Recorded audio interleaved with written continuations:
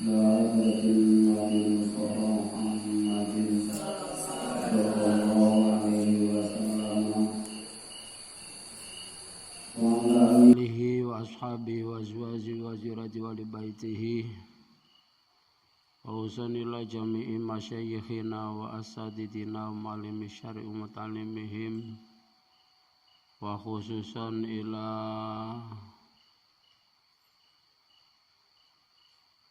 musannif hadzal kitab al-Ustadz Musa Mustafa bin Sofi bin Musa At-Tamani nafa'anallahu bihi wa bi ulumihi sa'ulillahi lahumul fatihah.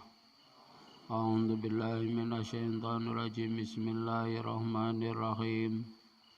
Alhamdulillahi rabbil alamin arrahmanir rahim maliki yaumiddin.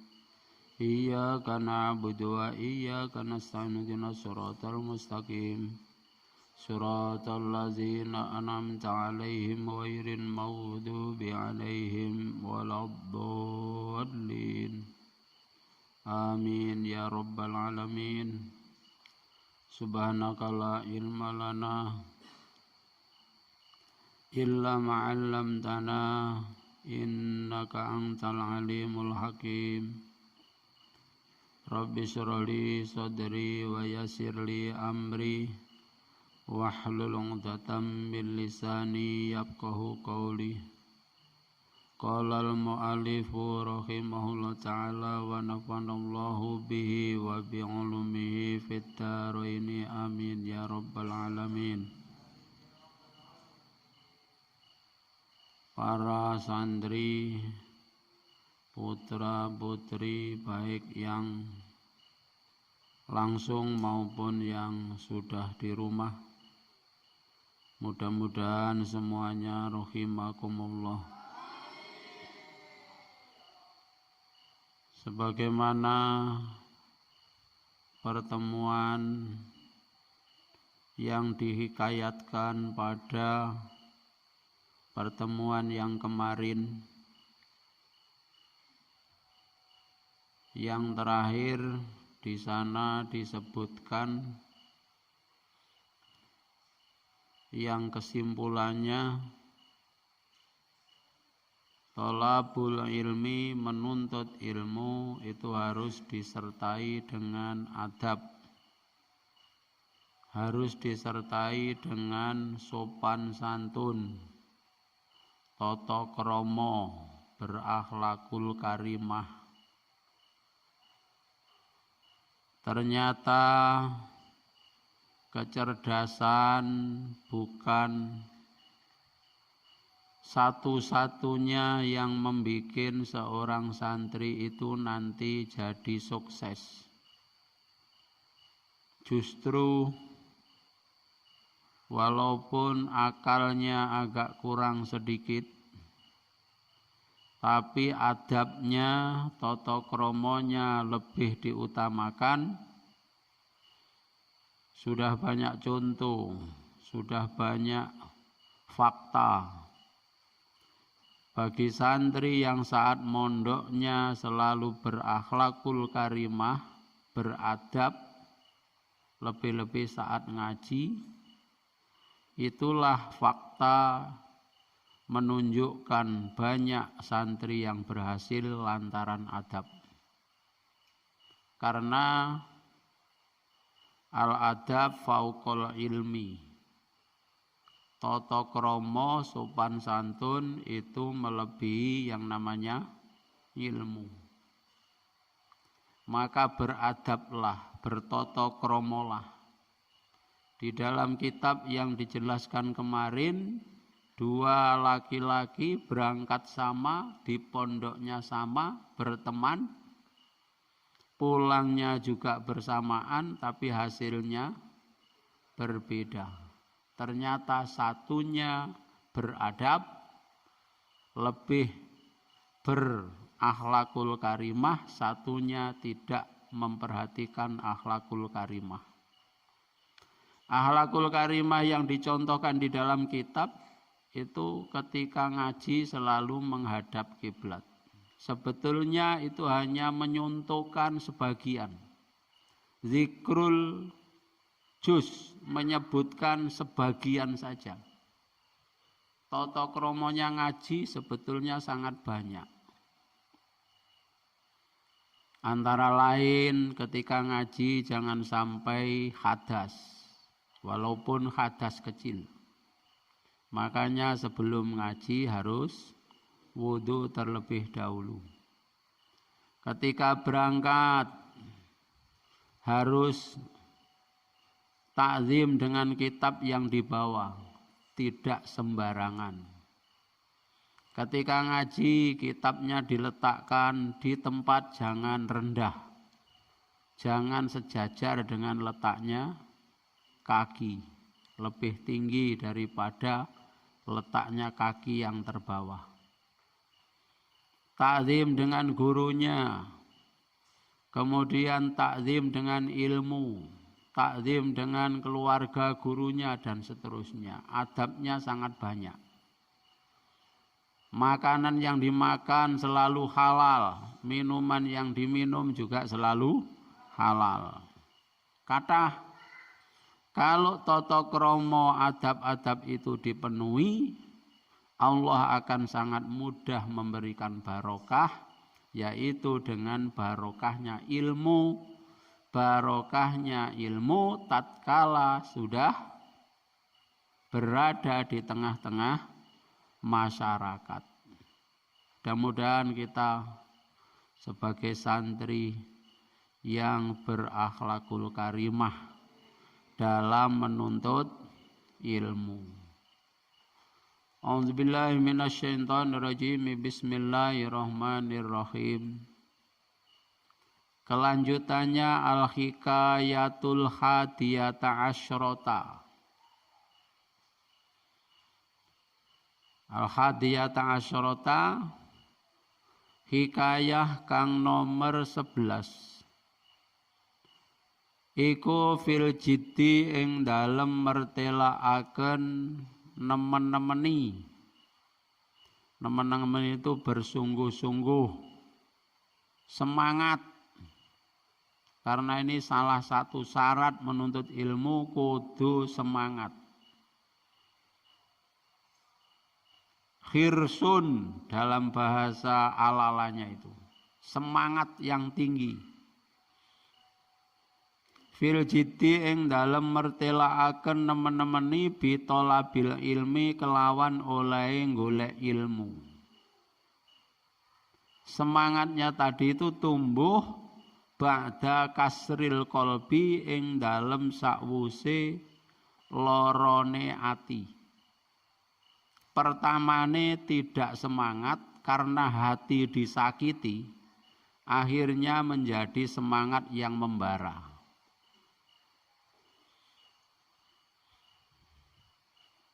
Contohnya karena Al-Habib Muhammad Ibnu Husain Al-Hasbi ma indahu ilmun.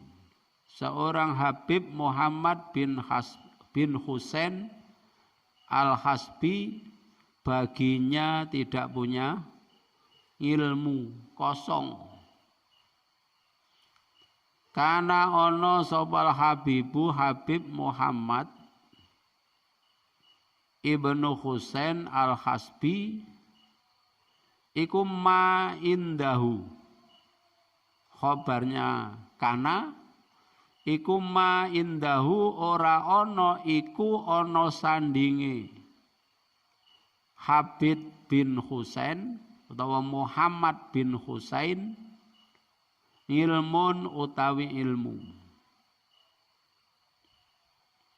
Jadi tasik kosong, umurnya sudah lumayan dewasa, tapi hatinya, akalnya kosong, sehingga disebut ma indahu ilmun.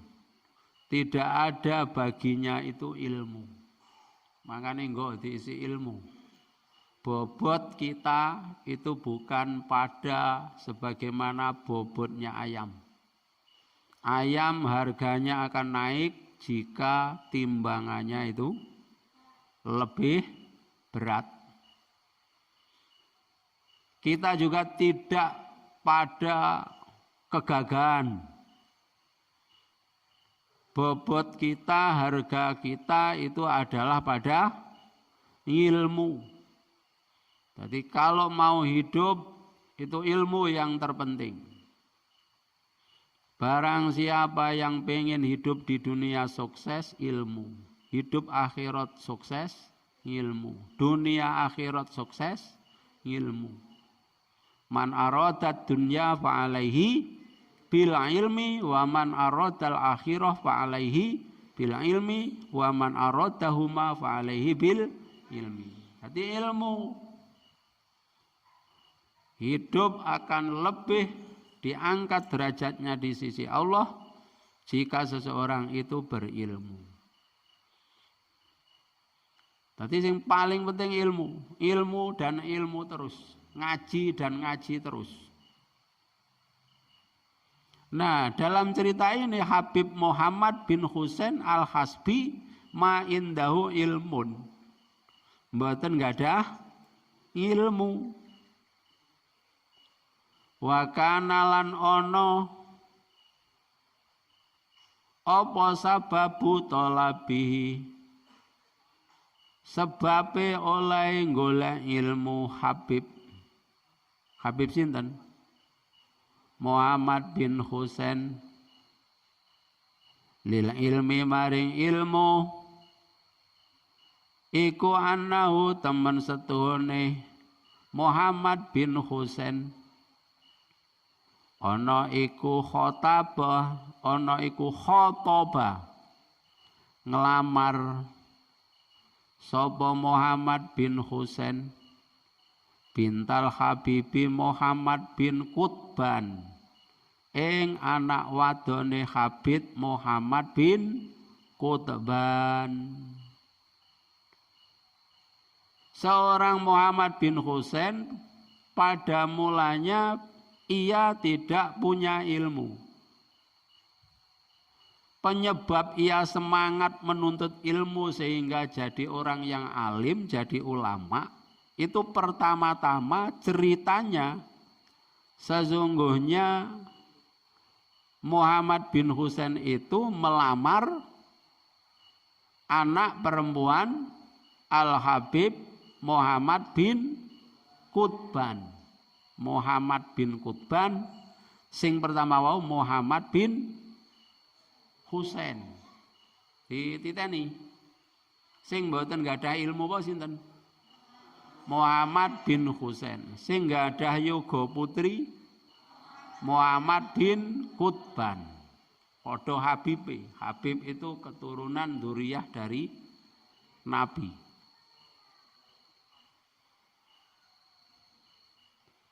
Tadi penyebab pemicu dia itu semangat mondok, semangat ngaji itu krono pernah yang namanya Muhammad bin Husain melamar seorang gadis perempuan dari putrinya Muhammad bin Qutban.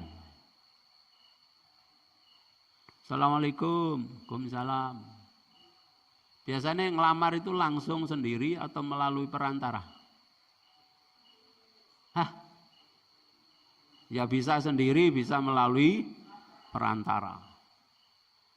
Ada apa Habib bin Husain? Kalau boleh perempuanmu, anakmu perempuan itu akan saya ambil, saya jadikan istri, saya nikahi. Oleh mbak-mbak langsung melayu neng koperasi, boleh apa? Kerdus, pakaian-pakaiannya langsung lebokno kerdus balik. Karena nek sing ngelamar.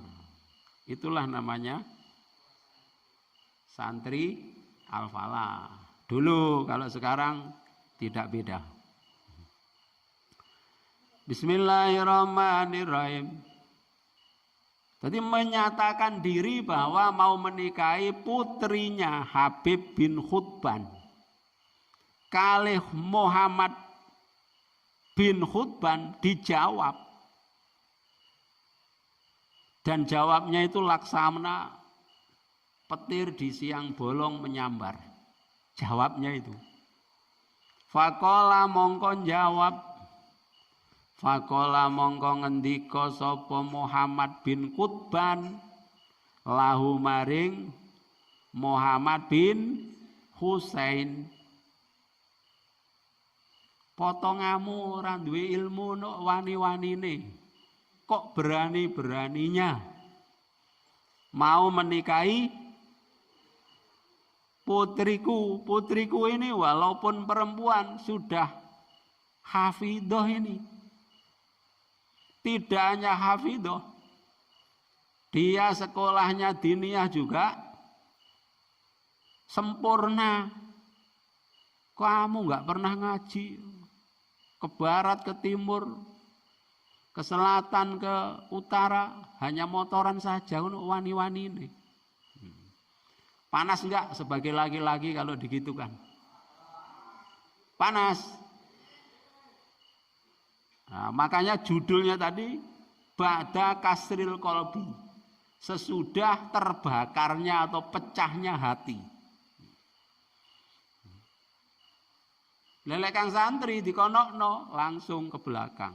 Ngambil obat nyamuk Baygon. Diapa nih Kang? Kaya urip iki penak men mati gitu loh. Mati kaya penak men. Padahal sesudah minum Baygon mati. Wow, urusannya akan panjang. Apalagi matinya bunuh diri. Tiru ini. Mari kita teladani seorang Muhammad bin Husain ini. Ketika cintanya ditolak, bukan dukun yang bertindak. Ketika cintanya, ungkapannya ditolak oleh calon mertua, dia justru cancut tali wondo. Apa cancut tali wondo itu? Hah? Semangat cancut tali wondo, malang-malang putung, rawi-rawi rantas, malang-malang putung. Semangat. Kalau saya ditolak gara-gara saya dikatakan tidak punya ilmu, memang benar saya ini belum apa-apa, belum berilmu. Usia boleh dewasa, tapi memang akal saya, hati saya belum berisi ilmu. Dah, kalau begitu saya mondok pantang pulang. Ngaji siang malam, pagi sore, ngaji terus. Inilah judulnya pas. Contoh ini. Contoh kan. Kalau sampai digoblok-goblok nih aja putus asa. Lah digoblok-goblok nih malah semangat ngaji. Gede goblok. Ndonga salah-salah. Semangat. Bismillahirrahmanirrahim. Faqala lahu. Monggo Muhammad bin Khutban berkata kepada Muhammad bin Husain, la uzawiju ibnati. Saya tidak sudi menikahkan anak perempuanku ala rojulin amiyin kepada seorang lelaki yang goblok. Saya tidak akan menikahkan putriku terhadap seorang lelaki yang tolol kaya kowe iki. Lau zawiju ora bakal ngrabekne sapa ingsun ibnati ing anak wadon ingsun. Lau zawiju ora bakal ngrabekne sapa ingsun ibnati ing anak wadon ingsun. Ala rajulin ing atase wong lanang amiyen kang goblok, kang bodoh. Ngono nduk, bapake pesene nduk. Ya. Pak, lek sing nglamar aku goblok aja diterima, Pak. Walaupun kaya raya, punya motor, punya jas, punya apa lagi? Gak ngerti ya montore karo jase lek nyilih. Goblok pisan motore lek nyilih. Sing pinter walaupun ganteng, walaupun kaya, yang penting ngalim gitu loh. Bismillahirrahmanirrahim. Wal habibu utawi Habib Muhammad bin Husain, hadza nyatane ikilah Habib Muhammad bin Husain. Oh salah. Wal habibu utawi Habib Muhammad, hadza nyatane ikilah Habib Muhammad Qutban bin Qutban. Iku matakallama ora guneman sapa Muhammad bin Qutban. Dia tidak berbicara. Wa maksuduhu hale utawi kang den sejo Muhammad bin Qutban iku atayiru nyelo. Jadi seorang Muhammad bin Qutban berkata seperti itu. Apa kata beliau? Saya tidak akan menikahkan putriku terhadap seorang lelaki yang bodoh. Tujuannya bukan mencela.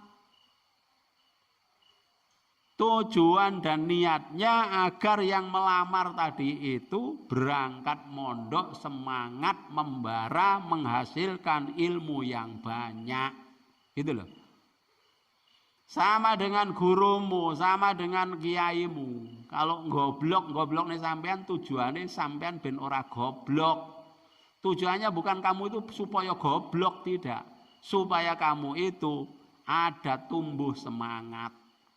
Digoblok-goblok nih. Sama dengan pisau yang sudah karaten, itu orang yang punya pisau supaya pisaunya itu tedas, supaya pisaunya tajam, biasanya dipetili dhisik. Ya gitu. Metilinya itu bukan merusak, tapi supaya jadi bagus, karate hilang.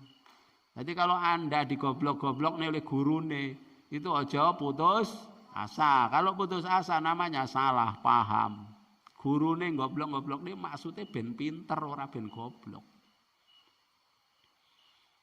Bismillahirrahmanirrahim. Ngono to. Iya. Dadak ngono barang. Bismillahirrahmanirrahim. Apa yang dimaksud oleh Muhammad bin Qutban? Tujuannya ia tidak mau menikahkan terhadap seorang yang bodoh. Tujuannya bukan mencela, tapi tujuannya agar tumbuh yang namanya semangat. Bal maksuduhu balik utawi kang den sejo Muhammad bin Qutban iku atang situ gegerei. Gegerei itu memotivasi, nyemangati, memberikan dorongan semangat lahu maring Muhammad bin Husain. Disemangati, dimotivasi litola bil ilmi maring golek ilmu. Mosok mendino gone omah mangan turu tak semangatane. Akhirnya semangat tenan. Falama sami'a mongko semangsane wis krungu hadhil maqalata ing ikilah ucapan sapa Habibu Muhammad Al-Habsyi. Habib Muhammad Al-Habsyi. Habib Muhammad Al-Habsyi itu Muhammad bin Husain wau. Tatkala ia mendengar ucapan dari calon mertuanya yang gagal, nggak jadi, zahaba wa talabal ilma. Akhirnya langsung pulang dari ngelamar, tidak mengerjakan apa-apa kecuali meringkas-ringkas pakaian untuk dibawa berangkat mondok. Semua pakaiannya dibawa karena ia berangan-angan tidak akan pulang selagi saya belum mendapatkan ilmu yang lengkap, yang sempurna. Gowo kabeh. Bismillahirrahmanirrahim. Kok ngono Bib carane Bib? Balik neng Lubuk Linggau wis ngerasa umure wis 22 tahun ngelamar anake tangga. Tibake karo tanggane ben semangat. Lagi dirungok-rungokne bocah iki lek macane suarane apik tapi tajwide ra pas. Lah kok ngelamar anake sing duwe masjid kuwi. Padahal tadi malam telah diperhatikan itu suaranya lek mondok suwi kaya apa. Ternyata suaranya hanya bagus tapi tidak pas tajwid makhrajnya. Lah kok sisuke ngelamar. Nah, apa kata yang punya masjid? Anakku ora bakal tak rabekne lek oleh potongan wong sing ora iso maca Quran kaya awakmu kuwi. Akhirnya golek kerdus, pakaiannya dibungkus lagi, berangkat mondok lagi. Tapi berubah. Habib periode pertama tidak sama dengan Habib periode yang kedua. Periode kedua lain. Kalau periode pertama, luar biasa. Turunnya. Bismillahirrahmanirrahim. Gelem melek main HP. Keplek nih HP nih. Bismillahirrahmanirrahim. Zahaba mongko budalan sapa Muhammad Al-Habsyi. Sinten Muhammad Al-Habsyi tadi? Muhammad bin Husain. Budal nang ndi? Wa talabalan golek sapa Muhammad bin Al-Habsyi ala ilma ing ilmu, langsung berangkat menuntut ilmu. Ini lelaki yang gentleman ini, bukan lelaki yang gampang putus asa. Hanya dipanggil dengan panggilan yang tidak baik saja sudah putus asa. Ini gentleman ini. Cinta ditolak, berangkat mondok sampai mendapatkan ilmu yang banyak. Ojo malah kebalikannya. Cinta ditolak, dukun bertindak. Bismillahirrahmanirrahim. Fa akhadha mongko ngalap sapa Muhammad bin Husain kasiron ing akeh minal ulumi saking pira-pira ilmu, maka ia mengambil dari beberapa ilmu yang banyak. Alhamdulillah. Bayani minat tafsiri saking ilmu tafsir. Tafsir tok dereng cukup. Wal hadis lan ilmu hadis. Terus apa meneh? Wal fikhi lan ilmu fikih. Apalagi? Wa ilmil adabi lan ilmu tata krama. Dorong lengkap wa ghairi dzalika dan lain-lain. Akhirnya dia semangat menuntut ilmu yang banyak. Ilmu tafsir, ilmu hadis, ilmu fikih, ilmu adab dan lain-lainnya. Jadi luar biasa. Wa balagha lan tumeka sapa Muhammad bin Husain mablahon ing nggon tumeka iki derajat. Mablahon ing derajat aziman kang agung. Muhammad bin Husain sampai kepada derajat yang agung. Agung dalam apa? Fil ilmi ing dalam ilmu. Berarti nyampai ke derajat yang besar, derajat yang agung dalam masalah ilmu. Belum cukup hatta soro sehingga dadi sapa Muhammad bin Husain dadi ku muftian, mufti fil Hijazi ing dalam negara Hijaz. Sampai diangkat sebagai mufti di negeri Hijaz. Luar biasa. Padahal pertamanya disebut dengan amyun. Apa amyun? Goblok. Sekarang kisingnya berubah.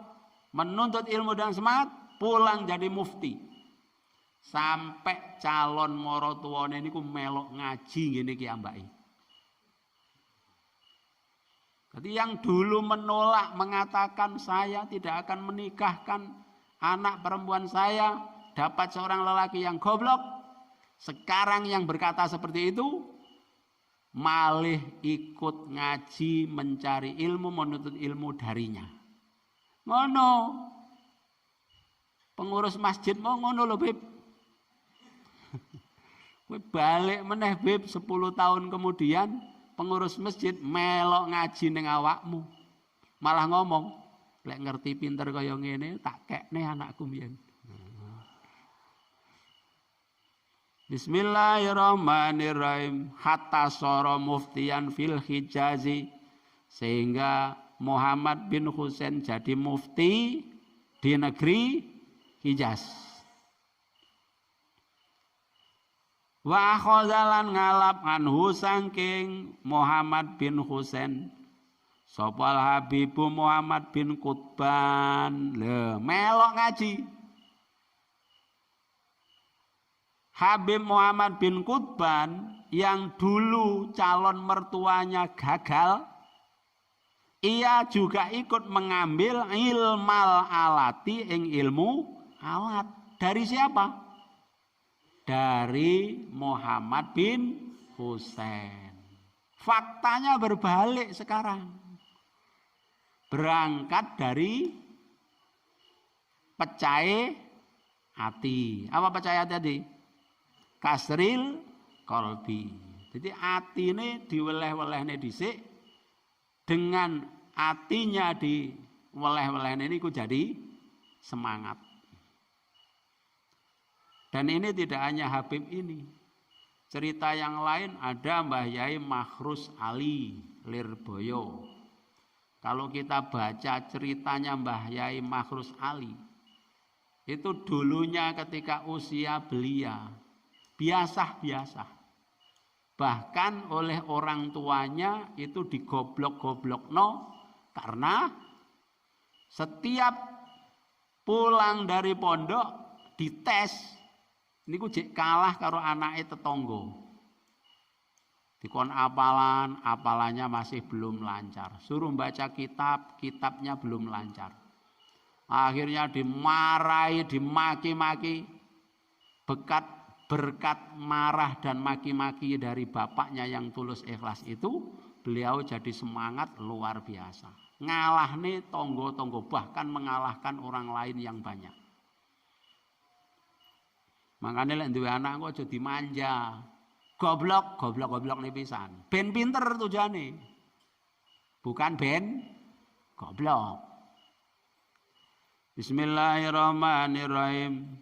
Nomor kalih. Kana sababu jtihadi Syekhul Islam Zakaria Al-Ansori. Niki yang kedua. Karena ono apa sababu ijtihadi Syekhul Islam, sebab oleh nemen-nemeni Syekhul Islam rupane Zakaria Al-Ansori iku annahu temen setuhune Syekhul Islam iku dahola manjing sapa Syekhul Islam ilal jami'i maring ilal jami'il azhari maring apa jami' Universitas Al Azhar fi Misra ing dalam negara Mesir. seorang yang bernama Syekhul Islam Zakaria Al-Ansori itu pernah masuk Universitas Al-Azhar di Mesir. Dulunya biasa-biasa, tidak seberapa semangat. Ketika kuliah biasa-biasa, tenang-tenang. Tapi jadi semangat. Gara-gara apa ia jadi semangat sehingga menjadi sukses? Jadi seorang Syekhul Islam, gurune Islam. Wa kana lan ana iku lahu keduwe Syekhul Islam apa imamatun serban kabiratun kang gede. Seorang Syekhul Islam itu mempunyai serban yang besar dan dipakai serban yang besar itu. Baru masuk Universitas Al-Azhar urung dadi apa-apa. Belum jadi seorang yang syekh yang bergelar, niku ndelalah serbannya yang besar itu dipakai. Krono serbannya besar oleh mahasiswa yang lain, niku dicela dengan sindiran. Awas, seorang syekh datang.